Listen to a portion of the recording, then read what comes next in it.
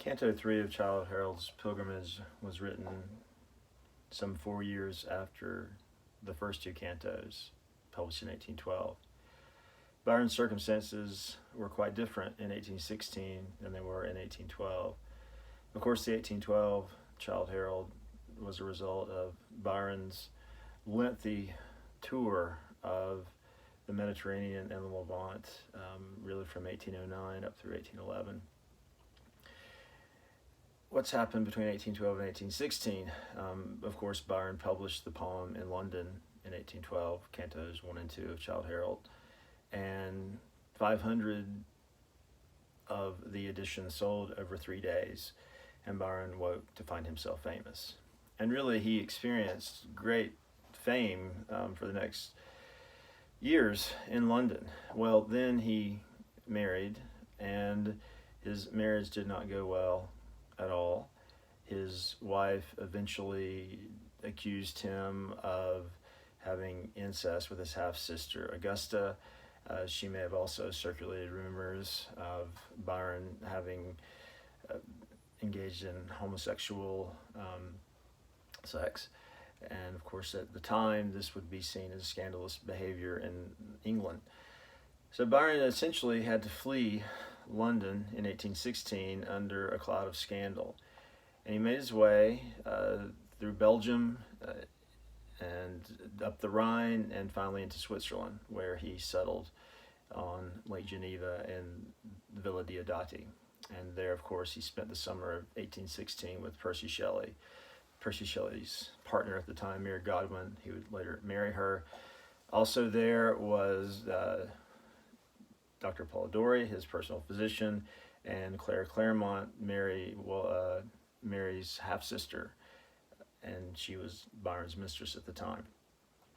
So the circumstances were quite different for the writing of 1816, Canto 3. One senses two things in this canto that weren't nearly as prevalent in Canto 1. What? One, Byron clearly has a much more acute sense of the natural world than he had in Cantos 1 and 2, in which he focused mainly on people and culture and his own psyche. You see very little detailed description of landscape, whereas some of that shows up in Canto 3. Also in Canto 3, there's more of a sense of, I'm going to call it kind of a mature resignation.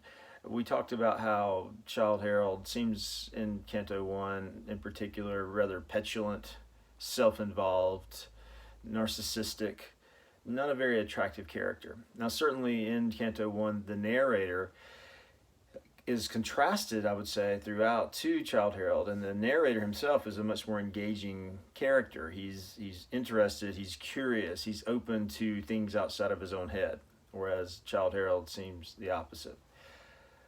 Well, by the time we get to Canto 3, Childe Harold as a character isn't nearly as prevalent.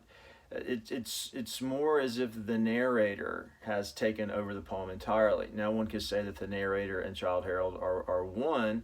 That's fair enough, but definitely the narrator persona that we saw in 1 is much more prevalent in 3. And what does that mean? Well, the narrator in 3 is very thoughtful about limitation. He has a sense that the circumstances of history very much shape who we are, and he himself, the narrator, based on Byron's own life, is acutely aware of how the powers outside of his own agency shape who he is. So a big question of Canto 3, and this is focusing less on the emphasis on nature in Canto 3 and more on what I'm calling the more maturely resigned narrator. The focus is very much on how can we assert agency in a world in which we seem to be beaten around by circumstance. And he focuses, the narrator does, on historical figures who very much tried to transcend the historical circumstances of their times and exert their ego very powerfully onto the world and shape the world to fit their desires. Of course, Napoleon would be an example. Byron admired a lot about Napoleon, and this admiration comes through in Canto 3, but also there's a sense of the limitations of Napoleon, as if Napoleon he was overweening in his desire. He wanted too much, and this was part of his downfall. And then also the narrator talks about Rousseau, a writer who was sort of notoriously vexed and notoriously introspective. And there again, even though Rousseau is not a military figure, there's a sense that Rousseau tortured himself by thinking about a world that he wanted to inhabit that was not the world that he actually lived in. So we see the narrator in this poem trying to find a way to exert agency on the circumstances of history without torturing himself with self-consciousness. So he's trying to find this middle area, we might say, between, let's call it fate, which would be history, the circumstances of history, and total freedom, or the desire for total freedom, which would be a hope that you can sort of transcend history with your consciousness, your self-consciousness, and alter history to fit your own ego. Either possibility does not seem to be beneficial. Obviously, to imagine that you're just pushed around by fate suggests you have no agency and you're no better than a rock or a weed. If you try to violently make the world conform to your thoughts, well, you're going to fail, first of all, and you're going to be frustrated, and two, you run the risk of alienating yourself from the world around you. So we can see this desire for a balance between blind fate and desire for total freedom very early in the poem, Canto the Third. So we open with the poet lamenting that he is exiled. He's exiled from his daughter, from his marriage, Ada, and he expresses the great pain over that. And there's a sense that he is in exile again, but he doesn't necessarily want to be in exile. He says, still must I on, still must I flee, still must I leave where I was. I must leave England. I don't really want to, but I must. And this is the important part. For I am as a weed flung from the rock on ocean's foam, to sail wherever the surge may sweep, the tempest's breath prevail. In other words, I'm no better than a weed being flung from a rock. I have no agency. I'm being pushed around by historical circumstances, and I have no agency at all. But then he says, but you know what? There was one, a character, Childe Harold, that I invoked a long time ago. And he starts thinking about his relationship to the character he created, Childe Harold. And finally, in stanza 6, he talks about the value, not so much of what the character is, Childe Harold, but of the creation of the character, of any character, really. He says, "'Tis to create, and in creating live, a being more intense that we endow with form our fancy, gaining as we give the life we image, even as I do now. What am I? Nothing. But not so art thou, soul of my thought," Childe Harold, the character, "with whom I traverse earth, invisible but gazing, as I glow, mixed with thy spirit, blended with thy birth, and feeling still with thee in my crushed feelings' dearth." So there's a sense that I'm no one, I am no better than a weed pushed around by historical circumstance. But I can create a character. And in that creation, I am able to transcend to some extent these fates pushing me around. I can create a mask, let's say, or I can create a form, and I can choose to live into that mask. I can choose to live into that form.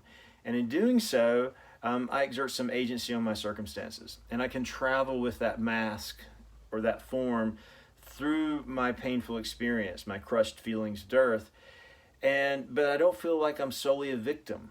I feel like, well, I can pretend to be Childe Harold, say, or I can pretend to be someone else, and in doing so, I am altering, maybe to some extent, the way the world's trying to push me around. I'm pushing back because I'm choosing to play a role. I'm not merely physiological, let's say.